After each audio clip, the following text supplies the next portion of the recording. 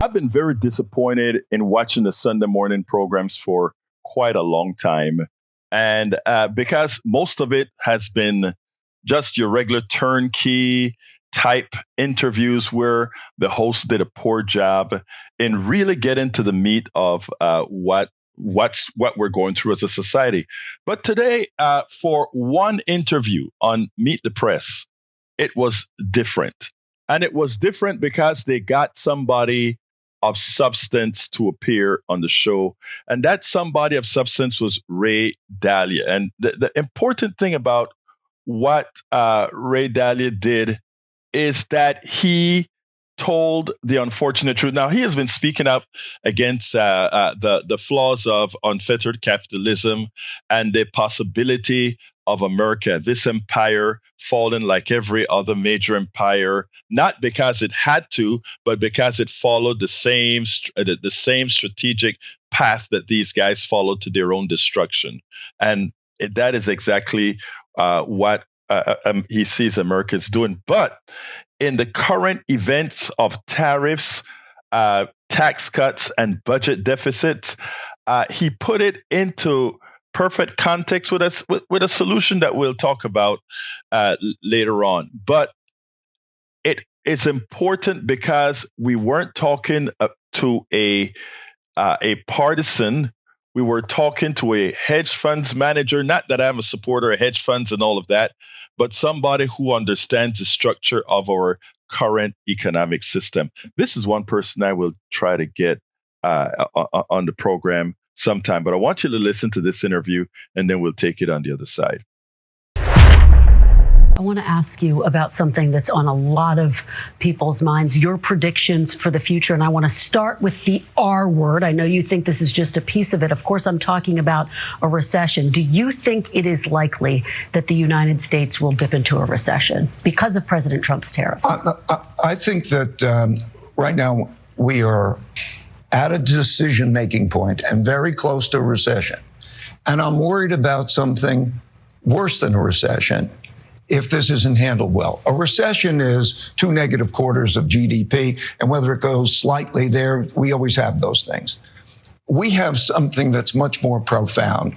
We have a breaking down of the monetary order. We are going to change the monetary order because we cannot spend the amounts of money, so we have that problem. And when we talk about the dollar and we talk about tariffs, we have that. We are having profound changes in our domestic order, how ruling is existing, and we're having profound changes in the world order. Such times are very much like the 1930s. I've studied history, and this repeats over and over again.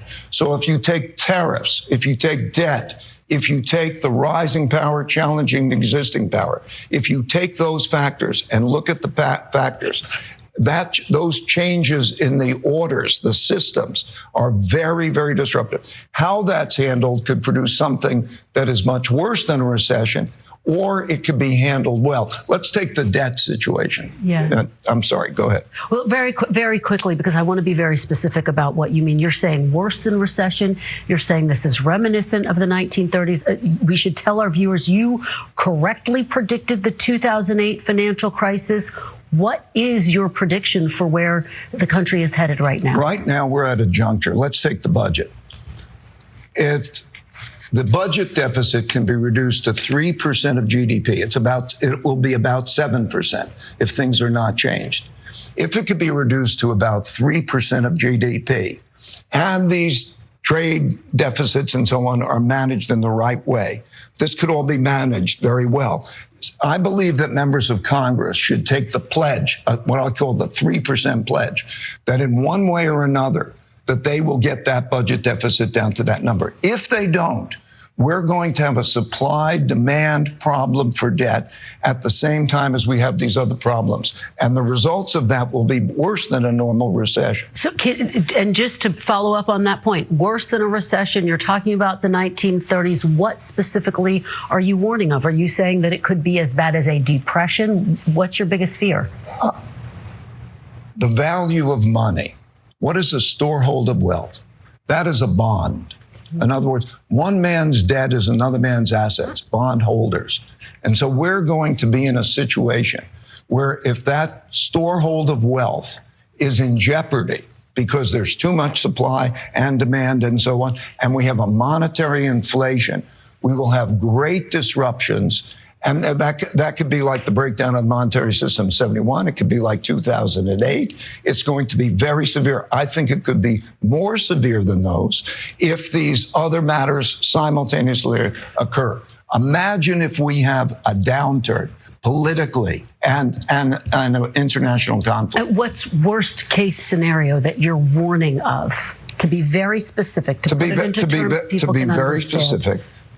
The value of money, internal conflict, that is not the normal democracy as we know it, and international conflict in a way that is highly disruptive to the world economy and could even be a military conflict, just as these breakdowns have occurred before. You know, we have a new order that began in 1945, a new monetary order and a new geopolitical order. And these go in cycles that can be measured.